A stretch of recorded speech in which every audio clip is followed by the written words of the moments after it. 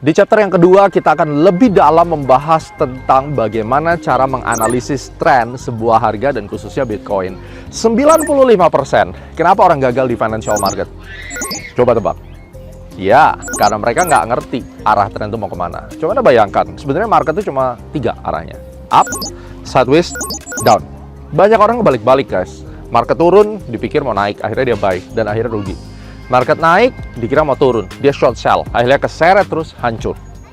Banyak yang akhirnya juga beli yang namanya koin-koin yang orang bilang adalah koin-koin kecil atau altcoin, yang pada akhirnya mereka terus dibawa sampai ke bawah karena mereka tidak melihat bahwa tren itu udah berubah. Yang awalnya dia bullish, tiba-tiba dia menjadi bearish. Yang awalnya dia bearish, di cut loss, tiba-tiba dia naik. Ini karena kegagalan di dalam membaca arah tren. Ini filosofi penting banget. Jadi kalau misalnya Anda mau sukses, mau sebagai holder atau mau sebagai trader, Anda harus mengetahui dengan persis arah tren dalam durasi waktu kurang lebih paling tidak 3 bulan. Boleh dicatat nih. Kalau kita tidak bisa melihat arah tren dalam 3 bulan, saya bisa pastikan pasti gagal. Kenapa? Karena market-market seperti Bitcoin ini, kita hanya bisa profit kalau kita tahu dalam 3 bulan ke depan kecenderungan bias arah trennya itu bullish. Bagaimana caranya ini nanti akan kita bahas, tetapi secara konseptualnya terlebih dahulu. Dalam pergerakan arah harga itu tidak mudah untuk tren besar itu bisa tiba-tiba berbalik arah dari bullish menjadi bearish secara jangka panjang. Secara jangka pendek mungkin kalau kita bicara per mingguan, ya mungkin misalnya Bitcoin hari harga 73.000 tiba-tiba turun sampai 65.000. Apakah itu bearish? Kalau kita melihat dari short term period atau jangka pendek misalnya mingguan, mungkin kita bisa melihat, oh itu bearish 1 minggu, 2 minggu. Tetapi sebenarnya pada keseluruhannya, kalau sering Anda lihat, setelah harga mencapai 65.000, apa yang terjadi? Naik lagi balik ke 73.000, naik lagi terus ke atas. Ini menandakan bahwa secara jangka panjang, itu trennya itu masih punya energi untuk bullish. Di dalam chapter ini kita akan bahas tentang bagaimana energi bullish itu bisa kedetek dan apa toolsnya. Karena kalau misalnya kita bisa melihat refleksi yang kejadian sebelum-sebelumnya, kita cut loss nih misalnya, lalu kemudian harganya nyampe 65.000, terus kita nggak ngapa-ngapain, akhirnya harganya naik. Kita mengalami kerugian, kita udah cut loss, terus kemudian kita tidak berani beli dan harganya naik lagi. Tapi kalau kita mengerti bahwa secara jangka panjang itu sebenarnya masih bullish, maka ketika kita stop loss, misalnya kita beli di harga 72, kita stop loss di harga katakan 70.000, kita rugi 200 pips atau 2.000 perak misalnya. Kalau pips ini tadi di CFD ya. Nah, pada saat harga turun 65.000, kalau Anda tahu bahwa sebenarnya tren 3 bulanan ini masih bullish, kita akan beli di bawah. Ketika harga kembali lagi ke 70.000, tentunya ada caranya untuk melihat apakah harga akan kembali atau tidak. Ingat, ketika harga kembali lagi kepada 70.000, Anda sebenarnya sudah untung 3.000. Tadi loss 2.000, ketika naik dari 65 kembali ke 70.000 itu untung 5.000. 5.000 dikurang 2.000 adalah 3.000 atau 300 pips. Nah, dari sini menunjukkan bahwa sebenarnya dengan mengetahui analisis harga arah tren itu membuat kita lebih confident dan membuat Anda lebih mengerti bagaimana cara make money di dalam Bitcoin analysis dan kita bisa trading dan lebih baik. So, langsung saja kita lihat bagaimana cara menganalisis tren. Di chapter 2 ini kita akan membahas lebih detail tentang trend analysis. Jadi gini, konsepnya adalah kalau kita udah tahu kita mau menggunakan trading style, tentunya yang harus kita tahu adalah trennya tuh ke arah mana. Tren ini bicara tentang apakah dia sideways, apakah dia bullish, apakah dia bearish. Pada kenyataannya ketika kita berpikir bahwa market itu akan selalu bullish, belum tentu. Bisa jadi dia drop ke bawah. Nah, langsung kita perhatikan saja, pada saat kita memiliki tren yang kuat si Bitcoin-nya ini, kita harus melakukan trend following. Kata kuncinya adalah trend following. Kalau di Bitcoin, jangan coba-coba ngelawan arah market untuk jangka waktu yang panjang. Anda akan babak belur. Karena secara keseluruhan, kita bisa melihat ketika harga sedang bullish, itu trennya panjang-panjang sekali. Ini kalau kita perhatikan, pada saat harga di pump, Bitcoin itu akan sangat bullish banget, ya. Candle-nya itu banyak hijaunya daripada merahnya. All the way up ke atas. Dia naik, konsolidasi, naik, konsolidasi. Jadi konsolidasi itulah yang sebenarnya nanti akan kita cari ini loh. Nah, dia habis naik tinggi, dia berhenti bikin rectangle, bikin kotak, ya. Dia bikin sideways di sini. Ini namanya konsolidasi. Dia naik, dia bikin konsolidasi. Dia naik, dia turun nih, ya. Dia bikin konsolidasi seperti ini. Dan ini cukup panjang sampai di sini. Oke. Nah, ini 1 jam nih. Kalau tadi kita lihat itu weekly, ini sekarang 1 jam. Kemudian dia naik, konsolidasi lagi, naik, konsolidasi lagi. Lihat, ini penting sekali. Jadi kalau kita perhatikan, setiap kenaikannya dari Bitcoin, dia itu beda sama gold. Dia bikin anak tangga. Nih. Dan ini di time frame H1. Jadi kalau misalnya kita mencoba-coba sell, lalu kemudian kita keseret ke atas, ini habis nih pasti. Jadi kita harus tahu, trend analisisnya itu arahnya bullish, bearish, atau sideways. Ini penting untuk kita ketahui, dan inilah menjadi salah satu kunci sukses daripada kita invest ataupun trading di Bitcoin. Ingat, kalau Astronaci konsepnya selalu trade fasting, trading dan investing. Salah satu indikasi kenaikan harga yang konsisten itu apabila kita menggunakan moving average ya. Moving average-nya Anda bisa pakai 34 misalnya, exponential, dan kemudian harga itu selalu berada di atas EMA atau exponential moving average. Ini menunjukkan bahwa kondisi bullish-nya itu konsisten. Jadi akan sangat berbahaya jika Anda counter trend. Artinya counter trend bagaimana? Pada saat harga naik, lalu kemudian Anda lihat, oh ya ini naiknya udah mencapai resisten. Lebih baik kita short sell dulu. Ternyata harga nggak akan turun, malah dia lanjut naik. Ya, dan bahaya kalau kita counter trend atau bahkan tidak mengetahui tren yang sedang terbentuk. Ini yang jadi masalah kenapa banyak orang berantakan. So, trend analysis adalah metode analisis yang memungkinkan trader untuk memprediksi apa yang akan terjadi di masa depan. Jadi ingat, sekali lagi, memprediksi apa yang akan terjadi di masa yang akan datang, itu adalah fungsi trend analysis. Trend analysis akan berbasis pada historical data. Dan kita tahu secara prinsip bahwa history repeat itself. Jadi pemahaman ini yang harus kita percayai. Nah, ciri-ciri trend bullish, ingat, membentuk dua swing high atau swing low yang lebih tinggi dari swing sebelumnya. Nanti kita lihat gambarnya. Dan kemudian harga bergerak 45 derajat mengarah ke atas. Kayak gimana sih 45 derajat nih? 45 derajat mengarah ke atas. Jadi kalau Anda lihat layar ini, ya, ini layar nih, ini kan 90 derajat sini. Berarti kalau saya potong di tengah, ya itu 45 derajat. Selama harga itu bermain di 45 derajat ini, angle-nya 45 derajat, itu dia memiliki kekuatan tren yang full, ya. Nah, dengan demikian kita tahu bahwa kita akan mencari yang namanya harga yang bergerak 45 derajat pada time frame yang kecil. Di dalam kita menggunakan chart, kita akan melihat trend analysis itu kita pakai weekly. Bahkan nanti kalau misalnya kita membuat pattern atau mencari yang namanya wave, itu kita fokus pada weekly trend. Nah, untuk kita entry, nanti kita menggunakan hourly trend sampai di breakdown menjadi hourly trend. 1 jam chartnya. Oleh karena itu, kita perlu melihat bahwa tren daripada 1 jam itu mengarah ke 45 derajat tersebut. Ciri-ciri tren bearish itu membentuk dua swing high dan swing low, ya, yang lebih rendah dari swing sebelumnya. Harga bergerak 45 derajat mengarah ke bawah. Ini kata-kata kuncinya, penting sekali, mengarah ke bawah. Dan kalau sideways, itu konsolidasinya, dia membentuk yang namanya kotak. Jadi dia nggak naik, nggak turun, jadi dia bikinnya kayak begini, flat saja. Nah, ciri-ciri trend transition. Coding, harga berubah dari yang sebelumnya higher peak, higher trough menjadi lower peak dan lower trough. Kita tahu bahwa transition itu berarti perubahan. Jadi ada 4 hal yang di sini kita harus ketahui. Apakah tren lagi bullish, apakah tren lagi bearish, apakah dia sideways, atau sedang mengalami proses perubahan tren dari bullish ke bearish yang kita namakan sebagai transition. Ini penting sekali. Nah, kalau tadi kita ngomong swing.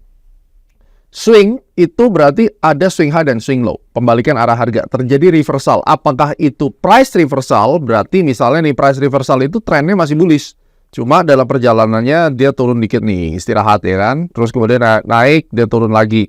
Nah, ini adalah price reversal. Ini price reversal. Ya, ini price reversal. Kalau kalian punya video Ultimate Technical Analysis for Trader yang dari tahun 17 sudah sangat-sangat terkenal, sudah lebih dari 5.000 orang yang punya video tersebut, kalian akan belajar basic technical analysis yang benar, swing high dan swing low, kemudian ada video price action yang bisa membantu Anda mengerti keseluruhan tentang bagaimana membaca chart. Saya sarankan Anda memiliki video tersebut, kalian bisa langsung dapatkan dari A-Shop, ya. Nah, swing high dan swing low ini penting. Jadi ketika kita sudah mengetahui terjadi swing high dan swing low di time frame yang besar, misalnya di weekly atau misalnya di daily, terjadi swing high dan swing low di area key level support resistance, maka pembalikan arah akan terjadi. Nah, ini yang penting sekali. Di mana swing high itu muncul 3 candle atau 3 bar, 1, 2, 3, di mana ini lebih tinggi. Ketika harga itu turun di bawah candle yang nomor 2, maka ini menjadi swing high. Jadi ini menjadi peak atau puncak. Kalau puncaknya itu ternyata lebih tinggi dari puncak sebelumnya, maka ini sebagai higher peak, karena peaknya lebih tinggi, ya. Bagaimana kalau misalnya muncul candle kayak begini? Ini bedanya nih, nomor 2 sama nomor 3, ini nomor 3 tuh langsung break low. Tapi di sini nomor 3-nya itu berada di tengah-tengah antara swing high dan swing low-nya. Dan nomor 4 dia break low. Maka swing high ini akan valid ketika tetap bottom nomor 2 ini ditembus. Jadi selalu kita patokannya titik terendah dari nomor 2, titik terendah dari nomor 2 itu ditembus, ya. Demikian juga kalau swing low, ini tadi swing high ya. Swing high artinya pembalikan arah dari atas ke bawah. Kalau swing low, harga turun, kemudian angka nomor 2 terjadi reversal, ditembus level ini, ya. Ini menjadi swing low. Demikian juga pola yang berikutnya, ketika harga nomor 2 yang ditembus, yang tertingginya, maka swing low valid. Kenapa? Karena harga nomor 3-nya berada di tengah-tengah antara 2 dan 3. Itu yang membedakan. Oke? Nah, lantas setelah kita mengetahui itu, kita akan menarik coding kayak begini nih. Jadi ketika harga itu, mungkin di sini ada candle-nya ya, ada candle, kemudian kita hubungkan, kita tarik. Jadi dari sini tuh ada trough awal mula, jadi tentunya awalnya dari sini. Oke, ini titik terendah trough, kemudian dia membentuk peak baru, lalu turun ya. Ingat, peak ini muncul ketika terjadi swing high. Jadi begitu ada swing high di sini, ini jadi peak. Terus kemudian dia menjadi higher trough, higher peak. Nah, ketika kita sudah melihat ada higher peak, higher trough kayak begini, maka ini yang disebut dengan bullish trend. Nah, ini hasilnya. Harga turun ke bawah, ya, dia membentuk trough. Kemudian sebelumnya ini adalah peak. Setelah dia lari ke atas, ini higher peak, higher trough. Anda bisa lihat ya. Ini ada yang kecil-kecil nih, anaknya nih. Tuh, anaknya. Tapi kalau kita lihat dari patahan besar ya, berarti dari level sini sampai sini sebelum ada penurunan yang cukup besar di sini kan. Jadi ini satu garis, kalau dilihat kasat mata ini 2 garis, terus kemudian ini sideways ya. Tapi setelah sideways dia langsung naik lagi ke atas. Nah, dari sini saja kita bisa lihat bahwa ini harganya sebenarnya 45 derajat. Kemudian ini higher peak, higher trough, higher peak, higher trough, dan ini kita coding. Pertanyaannya, Pak, kan ini sudah terjadi gitu. Nggak ada masalah. Kan kita selalu mau lihat apa yang terjadi sekarang nih. Ini kan tanda tanya setelah ini. Jadi kita coding di sini. Ya, up. Nah, ini peak-nya harusnya menembus ini, dia nggak bisa nih, lower peak jadinya kan. Kemudian dia membentuk lower low. Berarti kalau sudah dia lower low, ini trennya akan harusnya berbalik menjadi bearish. Caranya gitu. Jadi bullish trend itu di sini sampai dia nanti ada lower peak baru berubah menjadi bearish. Kalau misalnya chart yang Anda lihat di sini, ini asumsinya di sini belum ada ya. Jadi asumsinya di bagian sini itu masih kosong. Berarti kan kita tahu setelah higher peak, oke, berarti berikutnya dia akan turun dong gitu. Karena kan badan cangkul, kepala cangkul, badan cangkul, kepala cangkul. Dia akan turun dong. Dan kalau dia turun, seharusnya dia tidak boleh lebih rendah daripada higher trough. Ini nggak boleh lebih rendah daripada sini. Maka dia akan turun sampai di sini menjadi higher trough. Karena kalau dia turun menjadi lower trough itu bahaya. Jadi kalau di sini selama dia bertahan di sini terus kemudian dia mulai naik lagi, itu adalah momen untuk kita masuk. Jadi pada dasarnya salah satu keunggulan kita mengetahui trend analysis ini, kita tuh mau tahu sebenarnya ini bagian kepala cangkulnya ini di mana gitu. Ini kan nggak cangkul nih, badan cangkul, kepala cangkul kan. Ini badan, ini kepalanya. Nah, ini di mana gitu loh. Karena ini yang kita tunggu. Jangan sampai kepala cangkulnya itu nanti jatuh lebih dalam lagi, yaitu trennya berubah. Tapi kalau selama dia tidak berubah tren, itu akan menjadi patokan kita untuk kita mengambil satu keputusan. Oke, ini adalah momen yang kita tunggu-tunggu nih. Jadi harga udah naik nih, kita udah ketinggalan. Nggak apa-apa, kita tunggu next stationnya. Sama juga waktu ketika dia bearish. Ini harga lagi turun dalam, terus kemudian dia naik, ya kan? Terus kemudian dia turun lagi, dia naik. Biasanya orang itu akan cenderung beli di sini. Kalau misalnya dia berpikir bahwa, oh trennya ini masih akan terus bullish terus. Tapi dia nggak sadar kalau dia tuh udah masuk ke bearish. Dia akan beli di level ini. Kalau dia udah beli di level ini, maka ya itu dia akan kejebak terus turun ke bawah. Dan ingat, kembali lagi, di chapter 1 kita udah ngomong, kripto itu trennya panjang. Jadi dia akan keseret jauh ke bawah. Dengan mengetahui trend analysis, kita bisa terhindar daripada kesalahan kita ngeliat tren dan terjebak di posisi yang salah. Nah, ini contohnya. Dia peaknya di sini, terus dia bikin trough di sini. Peaknya ini nggak mampu menembus peak sebelumnya. Dia malah turun dan bahkan low yang di sini ditembus sehingga ini menjadi lower trough, ya. Kemudian dia lower peak. Nah, kalau sudah kayak begini, biasanya di area sini ini kita sudah bisa berani melakukan sell gitu. Ya, paling nggak kita dapat rute terakhir, dan ini pun udah lumayan, dapatnya sekitar banyak nih ya, dari 41.900 sampai 40.500 gitu. Nah, ini yang harus kita kasih lihat ya. Dan kemudian kalau kita melihat sideways itu bentuknya flat kayak begini. Jadi dia nggak kemana-mana. Nih, apa yang harus dilakukan kalau market lagi sideways? Diem. Oke? Dan kalau secara keseluruhan kita harus lihat gini, ini H4. Jadi kita mungkin lihatnya di weekly. Kalau secara keseluruhan weekly itu bullish, oke, naik ke atas secara keseluruhan, maka yang kita taruh di bayangan atau pikiran kita adalah kita gimana caranya cari posisi buy. Jadi kalau misalnya di H4 sideways, saya tuh akan tunggu ketika harga itu turun daripada lower trough, turun daripada sini, dia jebol ke bawah gitu, ke sini, terus kemudian dia balik lagi. Nah, ini posisinya kita mau cari posisi buy. Jadi tetap kalau sideways di satu time frame misalnya H4, kita mau lihat di weekly. Sebenarnya sideways-nya itu bagian daripada bullish atau bagian daripada bearish. Ini yang perlu kita perhatikan. Apakah bullish sideways untuk naik atau sideways untuk turun. Setiap tren akan ada masanya di mana dia akan berganti. Itu yang kita sebut dengan trend transition. Bagaimana cara mengetahui kapan ada potensi trend transition? Ini yang kata kuncinya. Trend transition itu adalah ketika coding harga berubah dari yang sebelumnya higher peak, higher trough menjadi lower peak dan lower trough. Kita perhatikan. Ini sebelumnya ya, ini kan higher peak, higher trough, higher peak, higher trough. Ya, ini menjadi bullish. Nah, sebelumnya trennya itu turun nih, kayak begini. Lower peak, lower trough, lower peak, tiba-tiba dia nggak mampu tembus, terus dia higher trough, terus puncak yang di sini dia tembus. Nah, di sini higher trough. Oke. Dari sini saja sebenarnya kita sudah lihat ini sudah ada higher trough. Jadi ada dua higher trough ini menunjukkan bahwa ini kemungkinan trend bullish sudah akan terjadi. Jadi di area sini kita sudah mencari posisi buy karena ada dua higher trough. Berarti nanti ketika dia membentuk higher trough lagi, ini most likely menjadi 7 dari 10, ini harganya akan menjadi bullish. Silakan dicoba ya, ini penting sekali. Nah, endingnya kan seperti ini. Up terus ke atas ya. Ini namanya trend transition. Demikian juga ketika dari bullish ke bearish. Kalau Anda perhatikan nih higher peak, higher peak, ini kan bullish bagian sini kan. Tiba-tiba higher trough ini ditembus dan dia waktu balik naik nggak mampu menembus higher peak ini, malah lanjut turun. Ini adalah bearish. Perhatikan, awalnya bullish. Lalu kemudian break daripada higher trough, ya ini di H4 ya. Penting, jangan lihat yang terlalu kecil. Kemudian dari lower trough ini mencoba naik lagi, tapi nggak mampu menembus higher peak yang di sini. Malah dia nembus lower trough di sini. Maka kenaikan berikutnya ini siap-siap sell. Di area sini apapun itu bentuknya, cari posisi sell. Endingnya boom. See?